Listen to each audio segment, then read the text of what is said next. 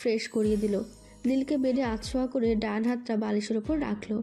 নীল পরীর কাণ্ডে মুসকি মুসকি হাসছে। পরীর কাজ শেষ হলে নীল বলল, এবার তো একটু স্বস্তির নিঃশ্বাস ফেলো। পরী কোনো ভনিতা না করে বলল, আমি আপনার জন্য স্যুপ আনতে যাচ্ছি। এটুকু বলেই পরী রুম থেকে চলে গেল। নীলকে বিন্দুমাত্র কিছু বলার সুযোগও দিল না। নীল পরীর যাওয়ার দিকে অবাক দৃষ্টি নিক্ষেপ করে তাকিয়ে আছে। এই মেয়েটার মাঝে মুগ্ধ হতে হতে নীল পাগল হয়ে গেছে। পাগলের পর আর কি কোনো উপাধি আছে? নীল কি তবে পাগলের থেকেও পাগল হয়ে যাচ্ছে? কিছুক্ষণ পর পরী স্যুপ হাতে রুমে ঢুকলো। পরী রুমে এসেই বলল, কোনো কথাই বলবেন না, আগে স্যুপটা শেষ করতে হবে। পরী এক চামচ স্যুপ তুলে নিল, হালকা করে ফু দিয়ে নীলের মুখের দিকে বাড়িয়ে দিল। নীল নিজেকে বাচ্চা বাচ্চা ভাবছে। ছোট সময় আম্মু যেমন করে এটা সেটা বলে খাইয়ে দিত, ঠিক তেমনভাবেই পরী নীলকে খাওয়াতে লাগলো। নীল মুচকি এসে আয়েসে খাবার খেয়ে নিল। খাবার শেষ হতেই পরী সিনেমার মতো করে ওড়না দিয়ে নীলের মুখ মুছিয়ে দিল। পরীর এমন কাণ্ডে হতবাক নীল। আসলে কেউ মানুক আর না মানুক, পরী আর নীলের জীবনটা খানিকটা ছায়াছবি হয়ে গেছে। নীলকে হাসতে দেখে পরীর বেশ অভিমান হলো। পরী অভিমানী কণ্ঠে বলল, দেখুন আপনি কিন্তু বেশি করছেন। আমি এখন এই কথাটুকু বলতে নীল আহা করে উঠল। পরী হুড়মুড়িয়ে নীলের হাত ধরল। সে সময়ের মতো পাগলামি শুরু করেছে। নীল পরীর কানের কাছে মুখ নিয়ে বলল, বউ এত ভালোবাসো কেন আমায়? পরী প্রত্যুত্তরে মুচকি হাসল। নীল পরীর এক হাত ধরে বলল, আমি মরে গেলে খুব কি কষ্ট পাবে তুমি? নীলের মুখে মরার কথা শুনতে পরীর চোখ দিয়ে বর্ষণ নেমে এলো। পরীর চোখের পানি নীলের বুকে তীরের মতো বিঁধল। পরীকে এইভাবে কাঁদতে দেখে নীলের ইচ্ছে করছে নীলের গালে নিজেই দুটো চড় বসিয়ে দিতে। মরার কথাটা না বললে কি হতো না? নীল পরীকে এক হাতে জড়িয়ে ধরে বলল, এই বোকামি, এভাবে কাঁদছো কেন? আমি কোথাও যাব না, তোমাকে ছাড়া আমি কি ভালো থাকবো? মোটেও না। কাঁদে না পড়ি। পরীর কান্নার গতি কমার বদলে বেড়ে গেল। পরী নীলের শার্ট খামচে ধরল। মনে হচ্ছে একটু নড়চড় হলেই নীল পালিয়ে যাবে। নীল মলিন হেসে পরীর মাথায় চুমু দিয়ে দিল। 3 দিন আগে নীলের আর্জেন্ট কল আসায় নীলের মুখে বেশ খানিকটা প্রাপ্তির রেখা ফুটে উঠল। হয়তো এমন কিছু যার জন্য নীল অধীর আগ্রহে অপেক্ষা করছিল। পরী নীলের দিকে তাকিয়ে ভাবছে, মানুষটা একটা ফোন কলে এত খুশি কেন? নীল পরীর দিকে চোখ মিলে তাকিয়ে দীর্ঘ একটা শ্বাস নিল। মিষ্টি এসে বলল, পড়ি, আমাকে একটা জায়গায় যেতে হবে। ফিরতে কয়েকদিন লাগতে পারে, আর নেটওয়ার্ক না থাকলে হয়তো ফোন দিতে পারবো না। তুমি চিন্তা করো না। নীলের যাওয়ার কথা শুনে পরীর চোখ বেয়ে আপনা আপনি স্রোত নেমে গেল। নীল স্তব্ধ হয়ে পরীর দিকে তাকিয়ে রইল। এই মেয়েটা কেন যে একটুতেই কেঁদে ফেলে? যদি ভাগ্যের নির্মম পরিহাসে তাদেরকে আলাদা হয়ে যেতে হয়, তখন পরী কী করে থাকবে? পরী যে শেষ হয়ে যাবে। পরী শেষ হয়ে যাওয়ার কথা ভাবতে নীলের শরীর কাঁপুনি দিয়ে উঠল। এ কি ভাবলো সে? পরী কেন শেষ হবে? না না, এমনটা হতে পারে না। পরীর কিছু হলে নীল নামের এই মানুষটা নিজেকে শেষ করে দেবে। নীলের বুকের ভেতর অসহ্য যন্ত্রণা হতে লাগলো। মনটা পুড়ছে, কিন্তু পরীর সামনে দুর্বল হওয়া যাবে না, কিছুতেই না। নীল কোনো মতে নিজেকে সামলে নিল। নীল মুচকি এসে পরীকে জড়িয়ে বলল, এই বোকামি, আমি তো কয়েকটা দিনের জন্য যাচ্ছি। এমন কাঁদলে আমি কি ঠিকঠাক যেতে পারবো? আল্লাহ না করুক যদি কিছু একটা হয়ে যায়। নীলের এই কথাটা শুনে পরী আরও হুড়মুড়িয়ে কেঁদে উঠল। নীলকে দু হাতে আঁকড়ে ধরে অস্পষ্ট স্বরে বলল, আপনি এত বাজে কেন? কেন এইসব বাজে কথা বলেন? আমাকে কাঁদিয়ে মজা পান আপনি? পরীর কথা শুনে নীল মুচকি হাসল। পরীর মাথায় আলতো হাত বুলিয়ে দিতে দিতে বলল, তাহলে তুমি কান্না করো কেন? তুমি কাঁদলে আমি বুঝি মন দিয়ে কাজ করতে পারবো? আমার কষ্ট হবে না?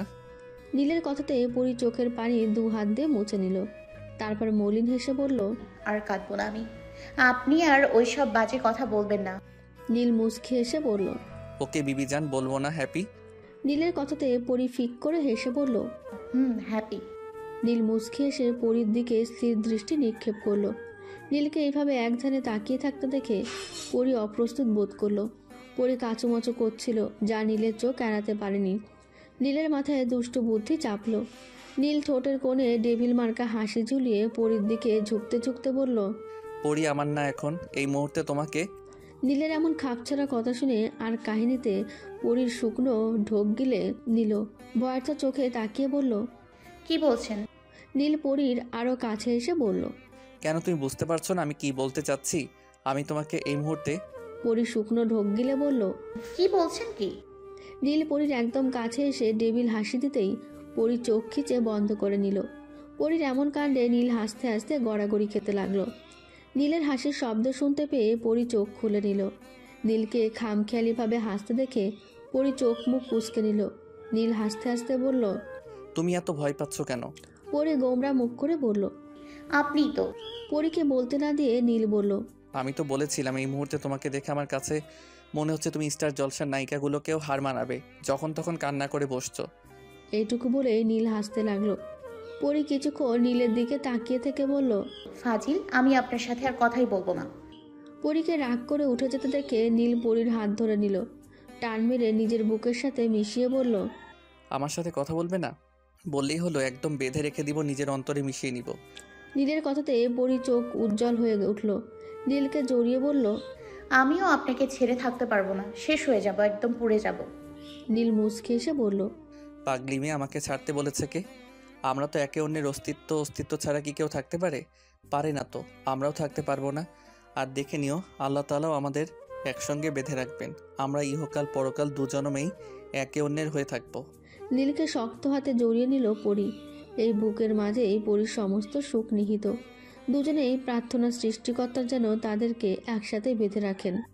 অনিক আর নীল রেডি হয়ে বসে আছে। কেউ একজন ফোন দিলেই তারা বের হবে। নীল বারবার টাইম দেখছে। নীলকে দেখে খানিকটা চিন্তিত মনে হচ্ছে। পরিস্থিতি কি হবে কে জানে। নীলের মাথাতে হাজারো চিন্তা। অনিক নীলকে খুঁটিয়ে খুঁটিয়ে দেখছে। অনিক নীলের এই অতিরিক্ত চিন্তাটা নিতে পারছে না। নীল বরাবরই খুব বেশি শক্ত মনের। বড় বড় কনফারেন্স মিটিং কিংবা ডিল যেখানে অনিকের হাত পা অবধি কাঁপা শুরু করে, সেখানে নীল সব থেকে শান্ত দৃষ্টি নিক্ষেপ করে, যা দেখে অনিক বরাবরই অবাক হয়ে এসেছে। কিন্তু পরীকে নিয়ে নীলের অতিরিক্ত চিন্তাটা সবাইকে আকৃষ্ট করে তুলছে। নীল যেভাবে নিজের দুর্বলতা প্রকাশ করে দিচ্ছে, এতে নীলের ওপর কেউ আক্রমণ করতে চাইলে সহজেই করতে পারবে। তাই নীলের শান্ত দৃষ্টিকে ছাপিয়ে অতিরিক্ত মাত্রায় টেনশন পড়ে যাওয়া নীলকে অনেক ঠিকঠাক হজম করতে পারছে না।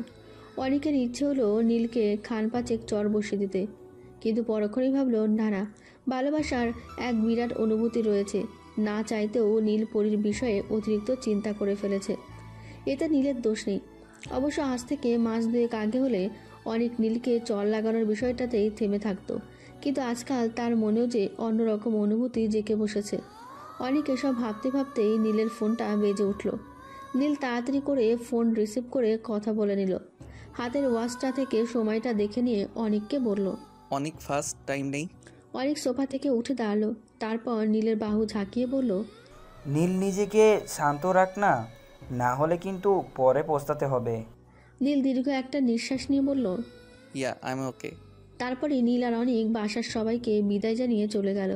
পরে নীলের যাওয়ার দিকে দীর্ঘ সময় নিয়ে চেয়ে রইল। নীল চক্ষু দৃষ্টির আড়াল না হওয়া অবধি পরি একধানে চেয়ে রইল। কয়েকদিনের ব্যবধানে নীলকে এতটা ভালোবেসে ফেলেছে পরি। যদি উল্টোপাল্টা কিছু হয় তাহলে পরি কি করে থাকবে? নীলের থেকে নিজেকে আড়াল করার শক্তি পরির নেই। নীল চলে যেতেই পরি অসহায় দৃষ্টি নিয়ে রুমে চলে এলো। বড্ড কষ্ট হচ্ছে, কেন জানি একটু বেশি ভয় করছে। বারবার নীলের কথা মনে পড়ছে, আর নীলকে হারিয়ে ফেলার এক তীব্র যন্ত্রণা অনুভব হচ্ছে। নীল আর অনিক গাড়িতে বসে আছে। আজ নীল বা অনিক কেউই ড্রাইভ করছে না, কারণ ড্রাইভ করার পর শরীর খানিকটা ক্লান্ত হয়ে যায়। আর তাছাড়া আজকের মিশনে শরীর ক্লান্ত হওয়া মানেই এক ধাপ পিছিয়ে যাওয়া। যে করেও শান্ত আর সুলতানা বেগমের সমস্ত চালাকির প্রুফ নিতেই হবে। অনেক ল্যাপটপ বের করে কাজ করতে লাগলো। নীল একের পর একজনের সাথে ফোনে কথা বলছে। নীল আর অনেক বিশাল বড় একটা হোটেলের কাছে পৌঁছালো। এই হোটেলে সাধারণত ভদ্রলোকদের জন্য তৈরি, কিন্তু এখানে ভদ্রলোকের থেকে অভদ্রলোকের চলাচল বেশি। অনেক আর নীল চেঞ্জিং রুমে গিয়ে নিজেদের পোশাক আশাক সহ লুকটায় চেঞ্জ করে নিল। মোটামুটিভাবে যারা নীল আর অনিককে চেনে তারা ওদের দুজনকে ছদ্মবেশ ধরতে পারবে না। নীল আর অনিক হোটেলে ঢুকে পড়ল। কাউন্টারে গিয়ে কথা বলে একটা রুম বুক করে নিল। আজ রাতে শান্ত এই হোটেলে মেয়ে নিয়ে ঢুকবে, যার ভিডিও নিতে পারলে জোরালো একটা প্রুফ পাওয়া যাবে। নীল দুটো সার্ভেন্টকে টাকা দিয়ে হাত করে নিল। সার্ভেন্টগুলো নীল আর অনিককে শান্তের বুকিং করা রুমে পাঠিয়ে দিল। অনিক আর নীল দ্রুতগতিতে সিক্রেট ক্যামেরা আর ভয়েস রেকর্ডার লাগিয়ে দিল। নীল আর অনিক বের হয়ে আসতে শান্তকে দেখতে পেল নীল। অনিক পালাতে গেলেই নীল ধরে ফেলে। অনিক ভ্রু কুচকাতেই নীল বলল, আরে ও আমাদের চিনবে না, বরং এইভাবে ভয় পেলেই ধরা খাবো। নীলের কথা বুঝতে পেরে অনেক মৃদু হেসে বলল। আবে তোর গ্রেট মাথার বুদ্ধি চলে এসেছে। অনেকের কথাতে নীল না হেসে পারল না। অনেক বলল, কিছু খাওয়ার প্রয়োজন, ওইগুলা তো সব ঠিকঠাক লাগিয়ে দিয়েছি, বাকিটা দেখা যাক কি হয়। আগে চল ডিনার করে ফেলি, টাইম কম। নীল আর অনেক ডিনার করতে চলে আসলো। তড়িঘড়ি করে ডিনার শেষ করেই দুজন রুমে চলে আসলো। রুমে আসতে ভিডিও ফুটেজ অন করতে দেখলো শান্ত একটা মেয়েকে নিয়ে রুমে ঢুকলো। ব্যাস এইটুকু রেখে বাকি সব ডিলিট করে দিল। আর টাইম সহ বের হওয়ার ফুটেজটুকুও রাখলো। নীল আর অনেক স্বস্তির নিঃশ্বাস ফেলল, কারণ শান্ত কিছু ধরতে পারেনি। রাত 1টার দিকে শান্ত হোটেল থেকে বেরিয়ে পড়ল। নীল আর অনেক শান্তের পিছু নিল। নীল জানে এখন শান্ত কোথায় যাবে। নীল বাঁকা হাসলো, কারণ সেখানেও সব ব্যবস্থা করে রেখেছে। শান্ত ঢাকাতে নিজেদের ফ্ল্যাটে চলে আসলো। নীল আর অনেক বাসার নিচেই থাকলো। কিছুক্ষণ অপেক্ষা করতেই একটা 40 বছর বয়সী ব্যক্তি দৌড়ে আসলো। নীলের মুখে হাসি ফুটে উঠল। নীল লোকটাকে একটা টাকার বান্ডিল দিতেই লোকটা একটা পেন ড্রাইভ বের করে দিল। নীল ফুটেজ চেক করে দেখিয়ে নিল সব কিছু ঠিকঠাক আছে কিনা। নীলের মুখে হাসির রেখা ফুটে উঠল। এইবার কাজ হলো, নেক্সট টাইম কন্টিনিউ করা। রাত 3টে বেজে গেছে। কালকে সকাল 7টাতে নীলদের ফ্লাইট আছে, তাই নীল আর অনেক একটা ফ্রেন্ডের বাসাতে চলে গেল। 2 ঘন্টা না ঘুমালে কালকে ধকল দিতে পারবে না। ফ্রেন্ডের বাসায় এসে একবার কলিং বেল বাজাতেই দরজা খুলে দিল। মনে হচ্ছে নীলদের জন্যই অপেক্ষা করছিল। নীল আর অনেক সবুজের সাথে গলা মিলিয়ে নিল। সবুজ নীলের খুব ভালো বন্ধু। ভার্সিটির লাইফ থেকে কয়েকটা বছর বেশ ভালো বন্ধুত্ব ছিল ওদের। সবুজ একটা কোম্পানি সুপারভাইজার হিসেবে কাজ করত। বর্তমানে আইন এজেন্সির বড় একজন কর্মকর্তা। 8 মাস ধরে চাকরিতে জয়েন হয়েছে, সাথে নিজের ছোট্টখাটো একটা বিজনেসও আছে।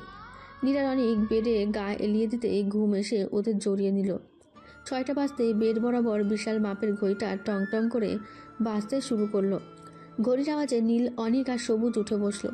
6টা 30-এ এয়ারপোর্টে যেতে হবে, তাই তিনজনে তাড়াতাড়ি করে রেডি হয়ে নিল।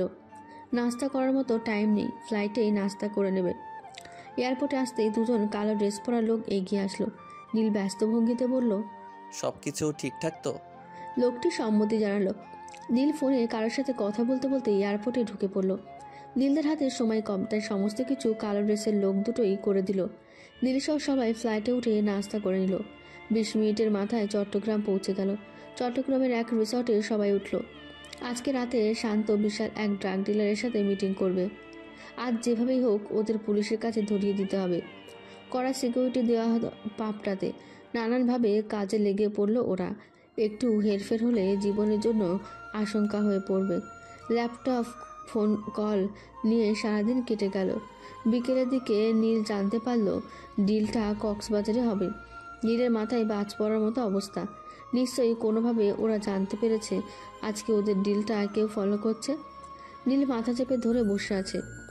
কিছুক্ষণ পর তড়িঘড়ি করে নীল সহ সবাই বের হয়ে গেল কক্সবাজার। সন্ধ্যার দিকে পৌঁছে গেল, কিন্তু ওখানকার সিকিউরিটি গার্ডদের তো কেনা হয়নি। এই নিয়ে আরেক ঝামেলা। বুদ্ধি করে ওরা সবাই সার্ভেন্ট সেজে নিল।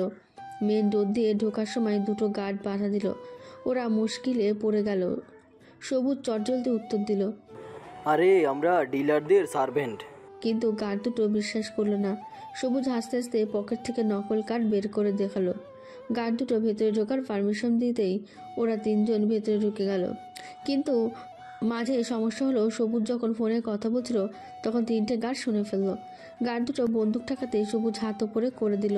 একজন গার্ড কাউকে ফোন দিতে লাগলো। ফোন ধরার আগেই পেছন থেকে নীল এসে আফিম শুকিয়ে দিল। মুহূর্তের মধ্যে 3জন জ্ঞান হারালো।